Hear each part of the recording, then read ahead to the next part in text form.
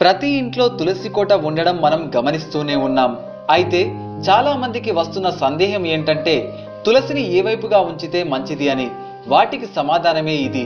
సాధారణంగా తులసి 4 దిక్కుల్లో ఏ దిక్కున ఉన్నా ఇంటికి చాలా మంచిది.